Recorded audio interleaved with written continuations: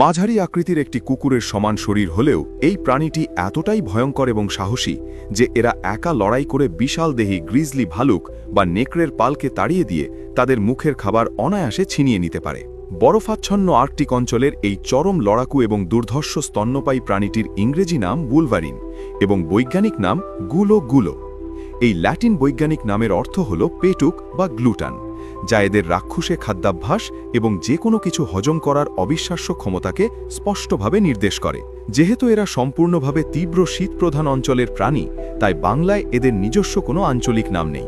তবে বিজ্ঞানপ্রেমী মানুষদের কাছে এরা উলভারিন বা অনেক সময় গঠন ও স্বভাবের কারণে নেকড়ে ভালুক নামেই সর্বাধিক পরিচিত। বরফাচ্ছন্ন আর্কটিক অঞ্চলে টিকে থাকার জন্য এদের শারীরিক গঠন বিবর্তনের এক অবিশ্বাস্য জাদুকরী বর্ম। এদের গায়ের পশম অত্যন্ত ঘন, তেলতেলে এবং সম্পূর্ণ পানি নিরোধক, যা এদেরকে মাইনাস তাপমাত্রায় জমে যাওয়ার হাত থেকে রক্ষা করে। এছাড়া এদের পায়ের পাতাগুলো শরীরের অনুপাতে বেশ চওড়া এবং বড় হয়, যা বরফের ওপর অনেকটা স্নোশু বা জুতোর মতো কাজ করে এবং এদেরকে নরম এবং গভীর বরফে না ডুবেই অত্যন্ত দ্রুত গতিতে দৌড়তে জাদুকরীভাবে সাহায্য করে। খাদ্যাভ্যাসের দিক থেকে এরা মূলত স্ক্যাভেঞ্জার বা সুবিধাবাদী মৃতভোজী প্রাণী। বরফের ধুধু প্রান্তরে যখন খাবারের তীব্র সংকট দেখা দেয়, তখন এরা অন্যান্য বড় শিকারীদের ফেলে যাওয়া উচ্ছিষ্ট খেয়েই বেঁচে থাকে।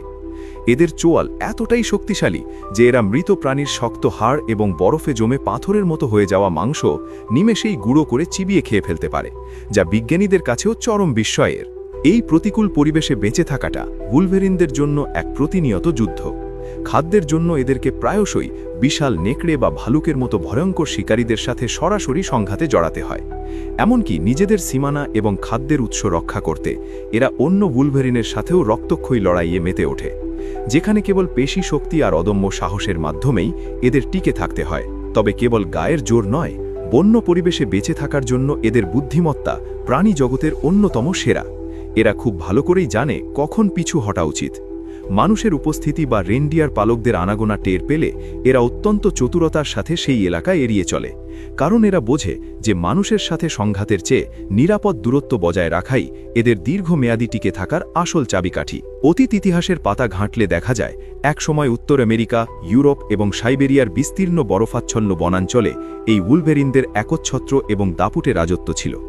বিশ্বব্যাপী বিস্তৃতি থাকায় আন্তর্জাতিক প্রকৃতি সংরক্ষণ সংস্থা IUCN এদেরকে ন্যূনতম উদ্বেগ বা লিস্ট কনসার্ন হিসাবে তালিকাভুক্ত করলেও বৈশ্বিক উষ্ণতার কারণে বরফ গলে যাওয়া এবং আবাসস্থল ধ্বংসের ফলে অনেক স্থানীয় অঞ্চলে এরা আজ চরম অস্তিত্ব সংকটের মুখে এসে দাঁড়িয়েছে। বাংলাদেশের দর্শকদের মনে একটি সাধারণ কৌতূহল জাগতে পারে যে বরফের এই